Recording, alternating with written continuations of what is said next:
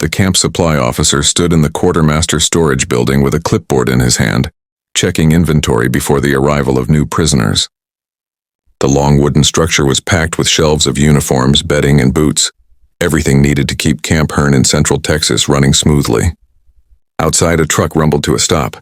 He already knew the routine. More prisoners to process, clothe, and assign. He had repeated this cycle countless times since the camp opened to German prisoners of war. Nothing ever changed. The same systems. The same expectations. He didn't expect today to be different. Yet somewhere between routine and reality, the day would become far more complicated than anyone imagined. When the women stepped down from the truck, their appearance immediately disrupted expectations. They wore the tattered remnants of military service. Vermin-eaten uniforms hung loosely from bodies thinned by rationing.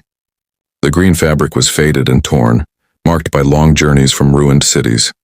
These were not the women from propaganda posters. They were clerks, typists, and radio operators. Women pulled into service because Germany needed bodies to fill offices and communication centers, not because they were trained for combat. They had survived the collapse of their country. They had crossed an ocean knowing they might never return. Now they stood in the Texas sun, blinking, uncertain, trying to understand what this place meant and what awaited them. The processing line moved quickly, as it always did. Names were recorded, ranks noted. Medical checks completed with professional efficiency. The women spoke softly in German, their voices heavy with exhaustion and uncertainty. They were told they would receive new uniforms. Prison camp uniforms. No one explained what that meant. No one described what they would look like or feel like, only that this was now part of their identity.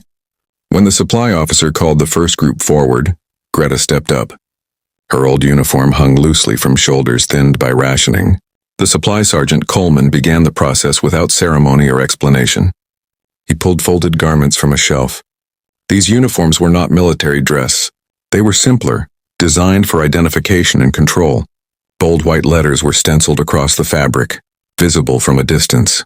Greta took the bundle and held it at arm's length, studying it as though it made no sense. The fabric felt wrong in her hands. Too smooth, too fine, nothing like the wool and cotton she had always known.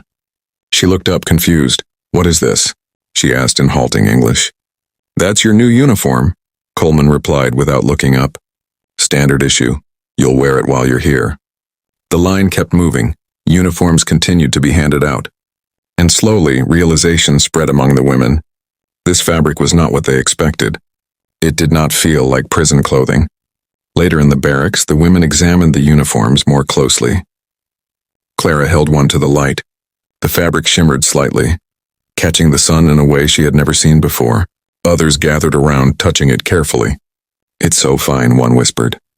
"It doesn't feel real," another said. A shared understanding began to form. This was not prison camp issue. Prison clothing was meant to degrade, rough, scratchy, uncomfortable. This felt almost luxurious. The contradiction was impossible to ignore. That evening, Helga approached a female guard named Mrs. Patterson. Holding the uniform carefully, she asked, "Is this really what we wear?" The guard nodded. "That's your uniform.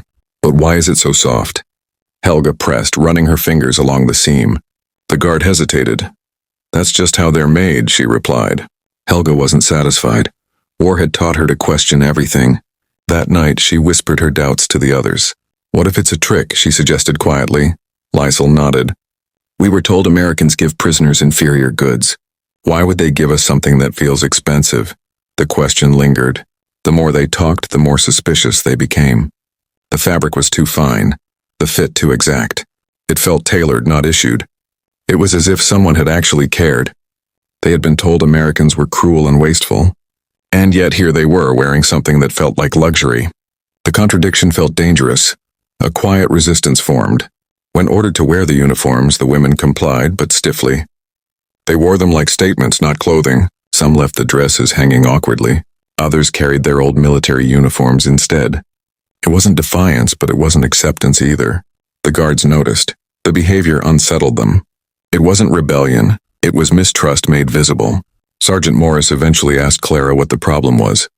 "You're wearing the uniform," he said. "But you don't want to." "We don't understand why you gave it to us," she replied. He had no explanation. The uniforms had arrived that way. He had never questioned the fabric. He reported the issue to Captain Richards.